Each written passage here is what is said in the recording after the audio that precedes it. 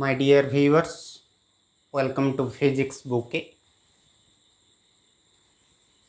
Again, I have come with the same chapter electrostatics, but with a new topic. But it is related to the previous topics, Coulomb's law and properties of charges. Those topics we have discussed already. Today we will discuss about units of charges, then value of Coulomb's constant, and dielectric constant or relative permittivity. First thing, units of charges. Units of charge.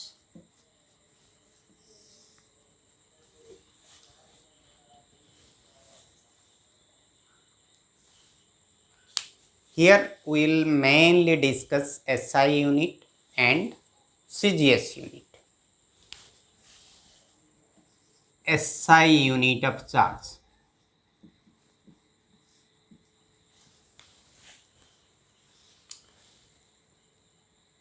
The SI unit of charge is Coulomb. In short, it is written as C.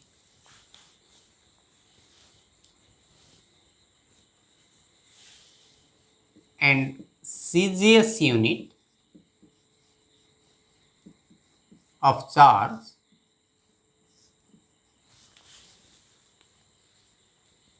in CGS unit, in CGS system, we have electrostatic unit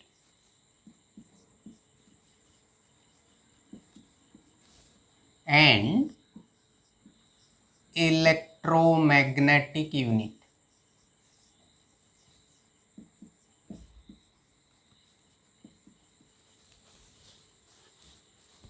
ये electrostatic unit, in short it is written as ESU and it is EMU, electromagnetic unit.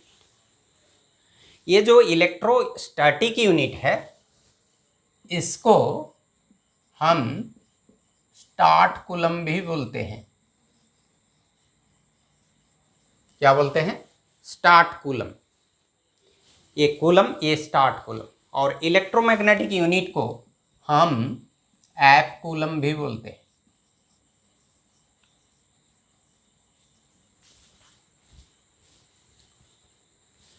And let us remember, 1 coulomb is equal to 3 into 10 to the power 9 start coulomb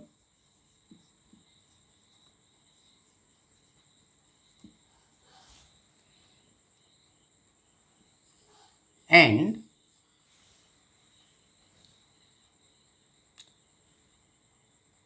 1 coulomb is equal to 1 by 10 app coulomb.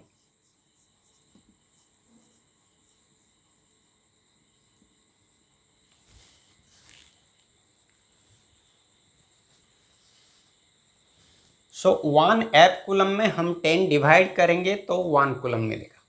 मतलब 1 abcoulomb is equal to 10 coulomb and 1 coulomb is equal to 3 into 10 to the power 9 stat coulomb. That means app coulomb is a greater unit than stat coulomb. App coulomb is greater unit than stat coulomb.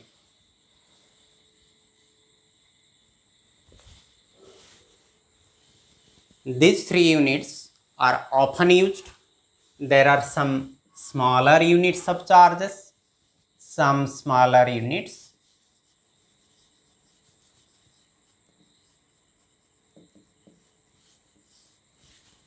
Micro coulomb,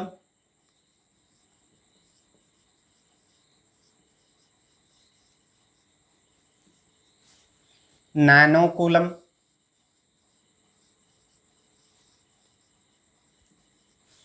पिकोकुलम।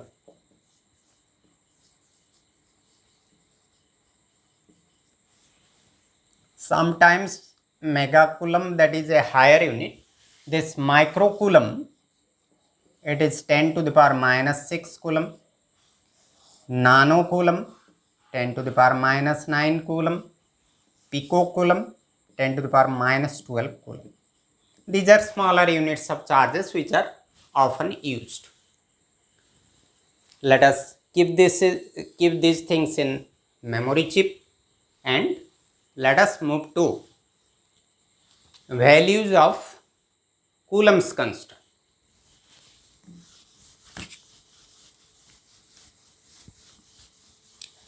ये जो Coulomb's constant है हम पढ़े हैं Coulomb's law में, उसका scalar form और vector form. Scalar form में हम उसका mathematical form F is equal to k into Q1 Q2 by are square. Let us give heading values of Coulomb's constant.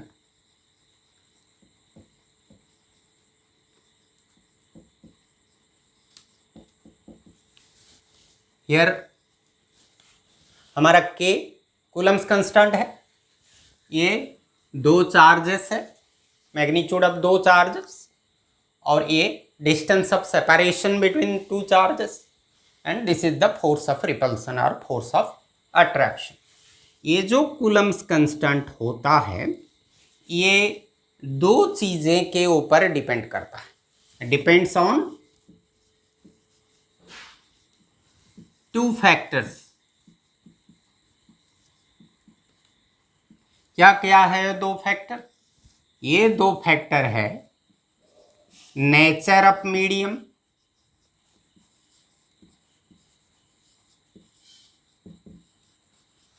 कौन सा मीडियम में हम दो चार्जेस को रखे हैं, ये नेचर ऑफ मीडियम, और दूसरा है system of unit used.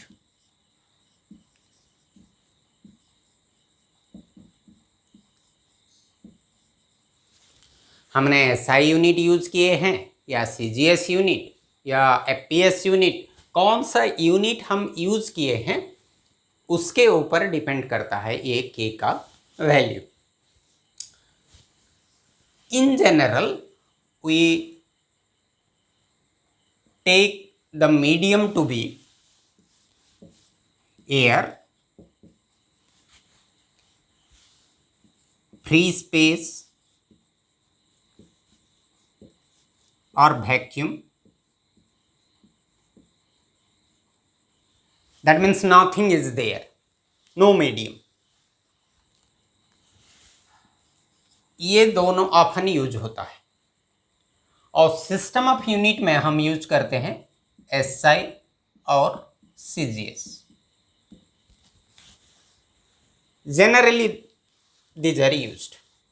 Let us discuss one by one.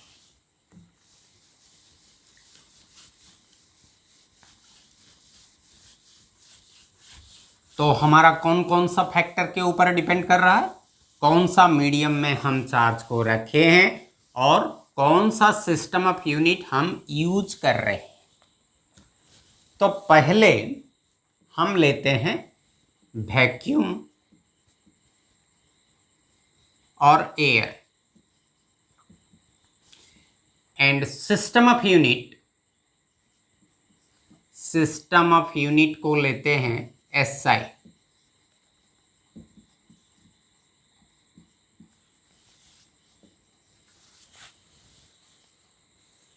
जब हम वैक्यूम और एयर मीडियम कंसीडर करते हैं, मतलब दो चार्जेस, दो पॉइंट चार्जेस को आइदर वैक्यूम में रखे हैं या एयर में रखे हैं, और जो सिस्टम ऑफ यूनिट हम यूज कर रहे हैं वो SI यूनिट है, तो तब क्या होता है, तब ये जो कूलम्स कांस्टेंट का वैल्यू 1/4 पाई एप्सिलॉन 0,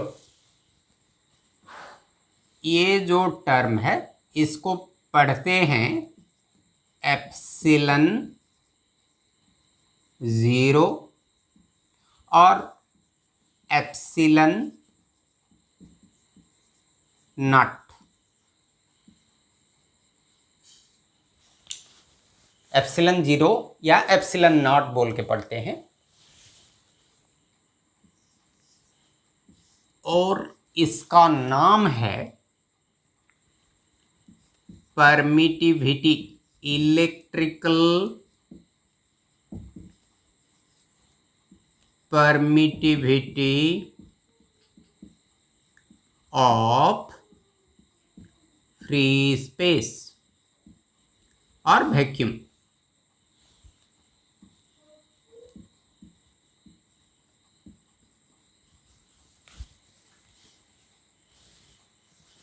इसको हम प्रोनाउंस करते हैं एप्सिलन 0 बोल के। बाकी इसका नाम है, ये है representation of electrical permittivity of free space और वैक्यूम।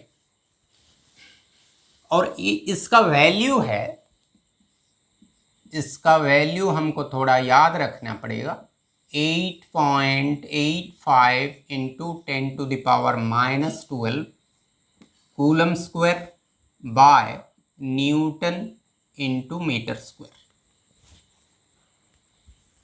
ये किसका वैल्यू है? एप्सिलन नॉट या एप्सिलन 0 का वैल्यू है। How this unit came, I will explain. ये जो वैल्यू हम पुट करेंगे 4, ये कांस्टेंट है। पाई का वैल्यू हम 3.14 पुट करेंगे और एप्सिलन 0 के वैल्यू 8.85 इंटू 10⁻⁻12 पुट करेंगे तो हमको मिलेगा k का वैल्यू 1/4 इंटू 3.14 इंटू 8.85 इंटू 10⁻⁻12। हम जब ये वैल्यू निकालेंगे तो हमको मिलेगा 9 इंटू 10⁹। इसका यूनिट होगा न्यूटन इंटू मीटर स्क्वायर पर कूलम स्क्वायर। सो के का यूनिट, कूलम्स कांस्टेंट का यूनिट है न्यूटन मीटर स्क्वायर पर कूलम स्क्वायर। और ये जो एप्सिलन 0 बा इलेक्ट्रिकल परमिटिविटी का यूनिट है coulomb square by newton metre square. Just इसका रेसिप्रोकल है। तो ये यूनिट आता कैसे, लेट अस सी। ये समझ में आया ना? देखो हमारे पास है कूलम्स का mathematical formula Q1 Q2 by are square. हमको किसका यूनिट निकालना है? इसका यूनिट निकालना है। तो इसको सब्जेक्ट कर लेते हैं। This implies K is equal to, ये आर स्क्वायर इसके पास आ जाएगा, F R square divided by Q1 Q2। ये Q2 मल्टीप्लाई हुआ है, यहाँ इस तरफ आएगा तो डिवाइड हो जाएगा, ये डिवाइड हुआ है। अभी देखते हैं यूनिट कैसे निकलता है। एफ का यूनिट ऑफ के कैसे निकालेंगे? एफ का यूनिट, इसका आर का यूनिट, Q1 का यूनिट, Q2 का यूनिट। एफ का यूनिट है newton, R distance of separation, so metre square R square. Q1 का यूनिट कूलम, Q2 का यूनिट भी coulomb. Then we will obtain newton का रिप्रेजेंटेशन n, मीटर स्क्वायर का m square, और coulomb into coulomb coulomb square. So k का unit हो गया newton into metre square पर कूलम स्क्वायर।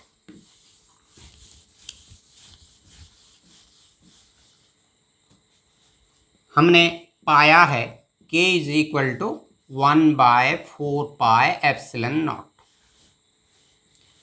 तो k के जगह हम ये जो 1/4πε0 को पुट कर लेते हैं तो क्या मिलेगा हमको? F is equal to 1/4πε0 Q1 into Q2/r²। ये जो इसको हम एक फार्मूला की तरह माइंड में डाल देंगे। जब भी हमको न्यूमेरिकल प्रॉब्लम में या किसी भी क्वेश्चन में वैक्यूम दिया हुआ है और कूलम्स फोर्स निकालना है या Q1 Q2 और कुछ भी निकालना है तो हम ये फार्मूला यूज करेंगे। SI यूनिट वैक्यूम, इसका वैल्यू 9 × 10⁹ न्यूटन मीटर स्क्वायर पर कूलम स्क्वायर। इसको ऐसे भी लिख सकते हैं, since it is always constant, 9 × 10⁹ into Q1 Q2/r²। Either you can remember this formula or you can remember this formula। हमको याद रखना है कि इसका वैल्यू इतना है। यहां से हम ε0 का यूनिट निकाल सकते हैं। हमको फार्मूला से ε0 का यूनिट निकालना है। मैंने बोला है जिसका यूनिट निकालना है उसको सब्जेक्ट कर लो। तो यहां से हम ε0 को सब्जेक्ट कर लेते हैं। ε0 यहां पर आ गया और फोर्स यहां पर आ गया। क्या होगा? 4πF Q1 Q2/r²। 4π कांस्टेंट है, F न्यूटन, कूलम इसका यूनिट कूलम, इसका यूनिट कूलम, सो कूलम स्क्वायर बन गया। ये r² मतलब मीटर स्क्वायर हो गया। तो हमको मिला यूनिट ऑफ ε0 1/4π का कोई यूनिट नहीं, F का यूनिट न्यूटन, कूलम स्क्वायर और मीटर स्क्वायर। सो हमने पा लिए coulomb square by newton into metre square, just reciprocal of 1/4πε0। So coulomb constant का unit newton into metre square पर कूलम स्क्वायर और absolute permittivity of free space, electrical permittivity का unit है coulomb square by newton metre square. This is the discussion about value of Coulomb's constant in SI unit for free space or vacuum। Vacuum के सिवा और कुछ medium दिया हुआ है, for any other medium, for any other medium we'll write F is equal to 1/4πε Q1 Q2/r²। Epsilon naught के जगह simply epsilon हमको लिखना है। ये एप्सिलन क्या है? एप्सिलन है absolute permittivity, absolute permittivity of the medium.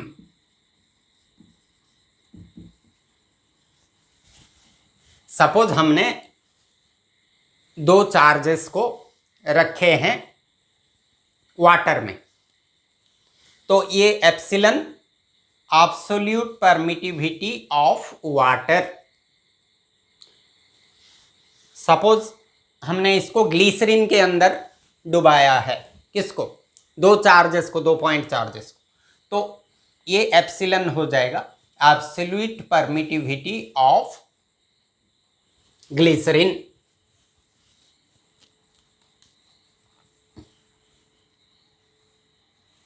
This is for any other medium। वहां एप्सिलन 0 यूज कर रहे हैं, यहाँ एप्सिलॉन यूज कर रहे हैं। वो पहला वाला इक्वेशन है, ये दूसरा वाला इक्वेशन। और सीजीएस सिस्टम में एफ का वैल्यू होता है Q1 Q2 by are square, because वहां पर हमारा K का वैल्यू 1 होता है।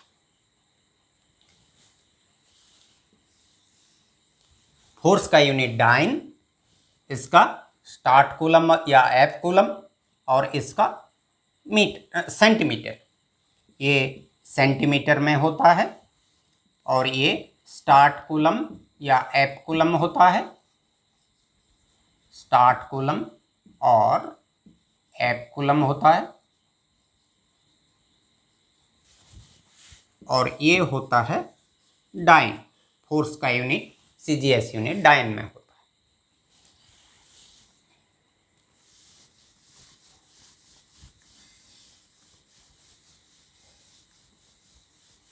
ये जो कूलम्स कंस्टेंट, कूलम्स का फार्मूला, स्केलर फार्मूला यूज करके हम स्टार्ट कूलम और कूलम के बीच में रिलेशन निकाल सकते हैं।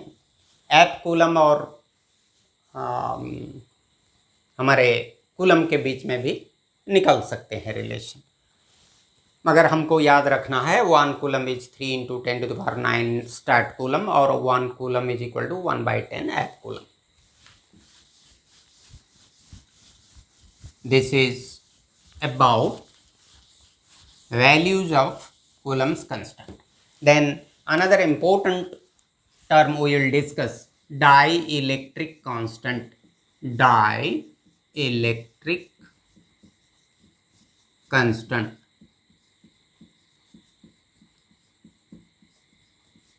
इसको हम रिलेटिव परमिटिविटी भी बोलते हैं। क्या बोलते हैं? Relative permittivity. इसका और एक नाम भी है specific inductive capacity.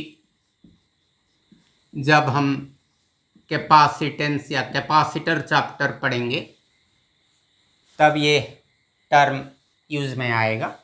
In short it is written as SIC, specific inductive capacity, और इसका सिंबल है आइदर कैपिटल K और एप्सिलॉन के नीचे R, सबस्क्रिप्ट जो बोलते हैं epsilon R। R for relative permittivity. Epsilon जब ओनली खाली एप्सिलॉन हम जब लिखते हैं वो एब्सोल्यूट परमिटिविटी बोलते हैं, और जब आर सबस्क्रिप्ट दिया जाता है रिलेटिव परमिटिविटी। तो इसका सिंबल ऐसा हो गया। तो याद रख लेते हैं कि डाइलेक्ट्रिक कांस्टेंट का सिंबल ये या है। मैं इसको ज़्यादा यूज करूँगा, बाकी तुमको जो भाता है वही सिंबल तुम यूज करोगे। उसका डेफिनेशन थोड़ा लिख लेते हैं। डेफिनेशन किसका? डेफिनेशन डाइलेक्ट्रिक कांस्टेंट का। ये डेफिनेशन लिखने से पहले मैं थोड़ा समझा लेता हूँ। सपोज ये चार्ज है, इसका चार्ज A, चार्ज B, इसका मैग्नीट्यूड ऑफ चार्ज Q1, इसका मैग्नीट्यूड ऑफ चार्ज Q2, ये डिस्टेंस ऑफ सेपरेशन R है। पहले क्या करते हैं, ये जो होल सिस्टम को हम वैक्यूम में रख लेते हैं। कहाँ पर रख लिए? वैक्यूम में। वैक्यूम में ये दोनों के बीच में जो फोर्स एक्ट करेगा, इलेक्ट्रोस्टैटिक फोर्स जो एक्ट करेगा, वो सपोज F0 है। 0 for vacuum, no medium, absence of medium. So F0 क्या है? इलेक्ट्रोस्टैटिक फोर्स और रिपल्सन या attraction between these two charges when they are in vacuum. उसके बाद क्या करते हैं, ये दोनों को ले जाते हैं और वैक्यूम में नहीं रख के कोई एक मीडियम में रख लेते हैं. पहले हम वैक्यूम में रखे थे, वैक्यूम में वो दोनों चार्जेस के बीच में इलेक्ट्रोस्टैटिक फोर्स F0 हुआ. अभी क्या किए, ये दोनों चार्ज को कोई भी एक मीडियम में रख लेते हैं और वो मीडियम में रखने के बाद क्या होगा, ये दोनों के बीच में फोर्स बदल जाएगा. हम जब कूलम्ब्स लॉ डिस्कस कर रहे थे मैंने बोला था ये जो फोर्स है इलेक्ट्रोस्टैटिक फोर्स, ये मीडियम के नेचर के ऊपर भी डिपेंड करता है. तो जब मीडियम में रख लेते हैं, सपोज ये दोनों के बीच में फोर्स Fm बन गया, M फॉर मीडियम, ये 0 फॉर एब्सेंस ऑफ मीडियम और वैक्यूम. हम डिस्टेंस सेम रखे हैं, चार्जेस सेम रखे हैं, मैग्नीट्यूड ऑफ चार्जेस सेम रखे हैं, डिस्टेंस दोनों के बीच में डिस्टेंस सेम रखे हैं. क्या चेंज किए, ओनली पहले वैक्यूम था, दोनों चार्जेस को वैक्यूम में रखे थे, बाद में मीडियम में रख लिए. तो ये जो F0 और Fm हुआ, ये दोनों का रेशियो को हम बोलते हैं डाइइलेक्ट्रिक कांस्टेंट. तो डाइइलेक्ट्रिक कांस्टेंट क्या होता है?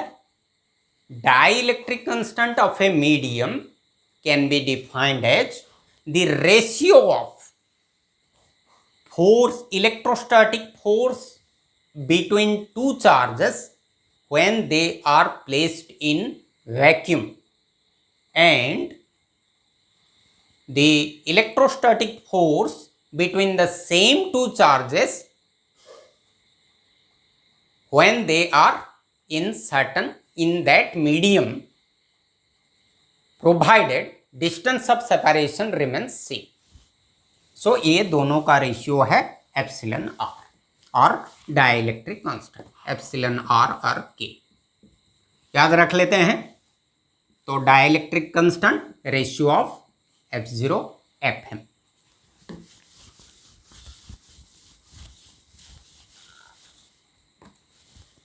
अभी कूलम्ब्स लॉ लिखते हैं. कूलम्ब्स लॉ का मैथमेटिकल फॉर्मूला जब वैक्यूम में होता है F0 1/4 pi epsilon 0 Q1 Q2 by R square. ये पहला इक्वेशन जब चार्जेस वैक्यूम में होते हैं, और जब मीडियम में होते हैं हम Fm लिखते हैं Q1 Q2 by R square. Second equation. अभी ये दोनों को डिवाइड कर लेते हैं, F0 बाय Fm. हमारा 1/4 पाई कैंसिल हो जाएगा. Q1 Q2 by R square, Q1 Q2 by R square cancel हो जाएगा. क्या रहेगा, 1/ε0 1/ε, and that will be equal to ε/ε0. But हमारा F0 बाय Fm क्या है, एप्सिलॉन आर है. So epsilon r is equal to epsilon by epsilon 0. ये भी एक डेफिनेशन बन सकता है. रिलेटिव परमिटिविटी या dielectric constant of a medium is the ratio between absolute permittivity of the medium and permittivity of the free space. और we can write epsilon is equal to epsilon 0 epsilon r. ये formula हमको इसको याद रखने से ये याद रह जाएगा. देखो ये एप्सिलॉन का यूनिट है कूलम स्क्वायर बाय न्यूटन पर मीटर स्क्वायर, इसका unit coulomb square by newton पर metre square.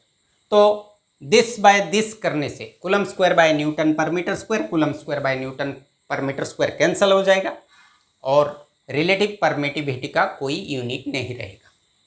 So since it is a ratio of two like quantities, force divided by force, F0 by Fm, Newton by Newton, dyne by dyne, therefore it will have no unit, so it is unitless, no unit, no dimensions. जिसका unit नहीं होता उसका dimension भी नहीं होता।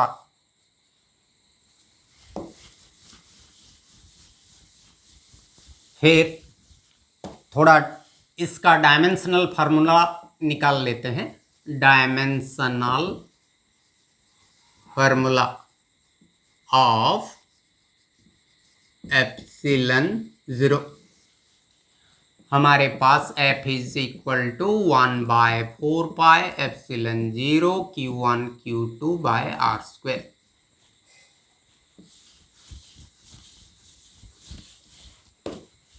Then we have epsilon 0 is equal to 1/4 pi F Q1 Q2 by R square।